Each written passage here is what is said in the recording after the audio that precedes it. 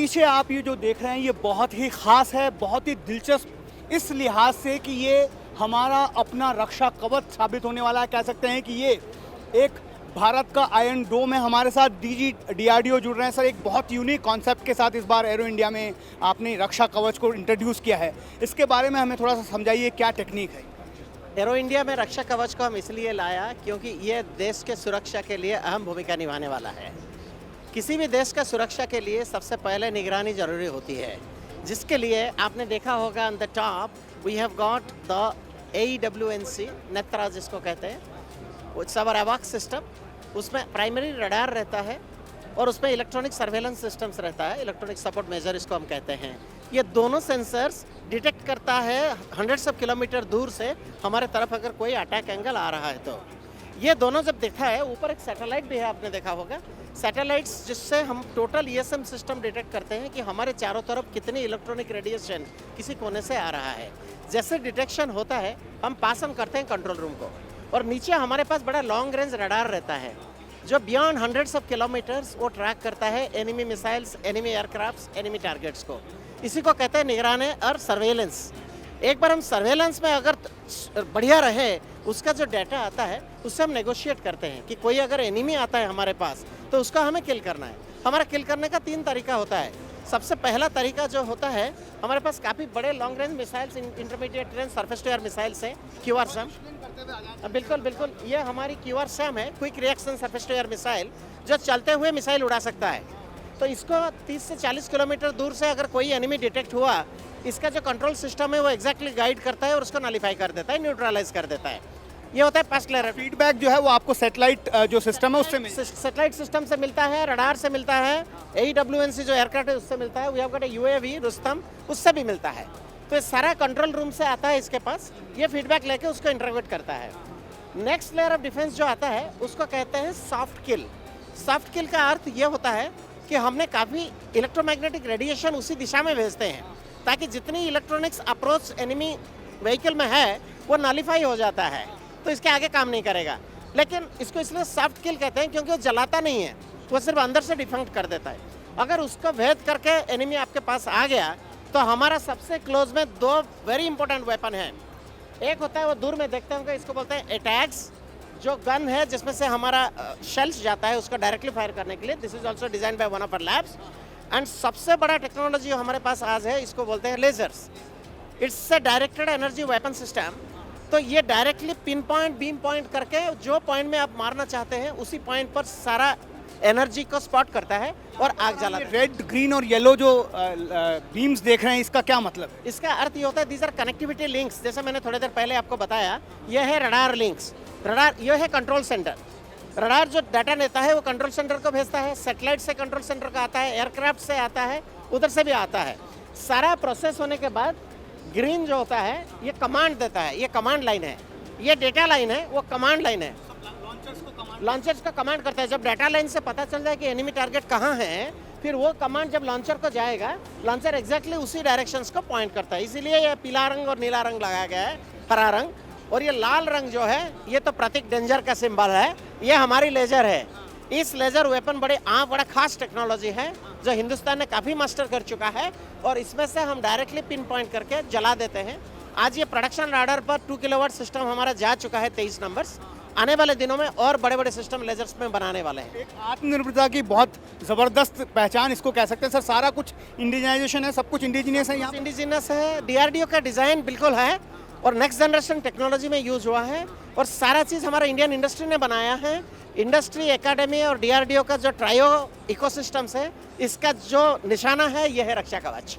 Iron डोम से इसकी तुलना अब की जाने लगी है सर, कैसे हम उसको समझें? क्योंकि एक बहुत बड़ा सोफिस्टिकेटेड सिस्टम जिसकी इजराइल में बराबर चर्चा होती रहती है, अब हम कह सकते हैं कि ये हमारा अपना आयरन डोम है? देखिए, ये अपनी टेक्नोलॉजी है जो एक लिमिटेड जोन को प्रोटेक्शन देता है।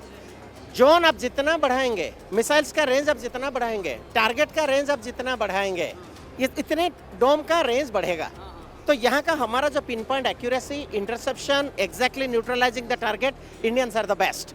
But all that which requires this to match is as per the user demand. हमें उसकी रेंज बढ़ानी है, हमें उसकी कवरेज बढ़ानी है, ताकि जो एरिया को हम एरिया डिफेंस में प्रोटेक्ट करना चाहते हैं वो हम कर सकें। अभी क्या है सर इसका कवरेज एरिया, अगर हम मोटा मोटी समझना चाहें तो? अभी देखिए, जो रडार है वो तो बियॉन्ड 100 किलोमीटर्स लेता है, इवन रडार्स भी लेता है। मिसाइल्स आज हम जो नेगोशिएट कर रहे हैं 40 से 50 किलोमीटर तक कर रहे हैं। बम भी, शेल भी वही कर रहे हैं हम। और लेज़र जो है वो बड़ा नज़दीक में इंटीग्रेट करता है। बहुत बहुत धन्यवाद सर। देखिए, ये हमारा अपना रक्षा कवच अब तैयार है और इसको और ज़्यादा मजबूत बनाने की कोशिशें भी जारी है लगातार। और इसमें सबसे खूबसूरत बात यह है कि इसमें जो कॉन्सेप्ट है ये पूरा A to Z आत्मनिर्भर भारत की पहचान दिलाने वाला, इसको सारा जो कॉन्सेप्ट इसका किया गया है वो पूरा का पूरा जो है DRDO और बाकी दूसरी एजेंसियों की मदद से किया गया है। अब इस बात की चर्चा हो रही है कि भारत का अपना आयरन डोम तैयार हो गया है।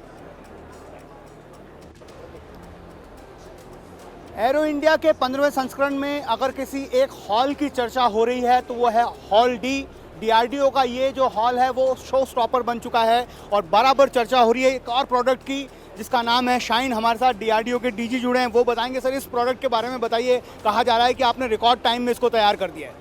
इस प्रोडक्ट का अहम चीज़ यह है कि इसको कहते हैं डॉर्नियर एयरकट, जो मैरीटाइम सर्वेलेंस नेवी के लिए यूज होता है।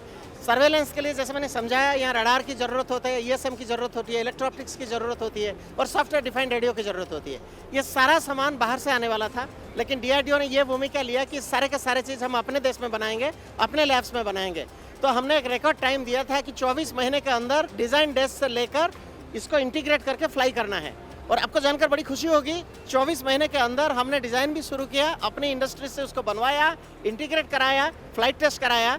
And yesterday in arrow India इसने उड़ान भरा और सारा सेंसर्स बियॉन्ड द लिमिट काम किया है और हिंदुस्तान को आत्मनिर्भरता का जो सिग्नेचर है वो ब्लू स्काई में दिया है। और मेरे साथ एक पूरे टीम है जिन्होंने इसको लीड किया है।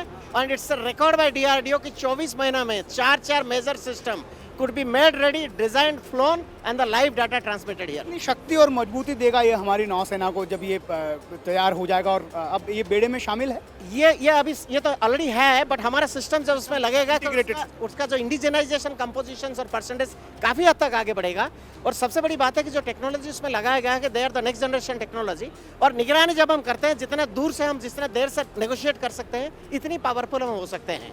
तो इसका रेंज काफ़ी तगड़ा है और इसकी जो कैपेबिलिटीज़ है, it is beyond the limits. खूबियाँ थोड़ी सी अगर हम समझ सकें, क्योंकि ये पूरा आप कह रहे हैं कि भारत में बनाया हुआ है, तो इसकी क्या क्या खूबियाँ होगी, कैसे इसको हम मजबूती और प्रदान कर सकेंगे? ये सबसे बड़ी बात है कि अगर रडार का बात किया जाए तो एक्टिव इलेक्ट्रॉनिक स्कैन है, इट्स एब्सोल्युटली डिजिटल सिस्टम और इसकी जो रेंज होते हैं वो काफ़ी लंबा होते हैं।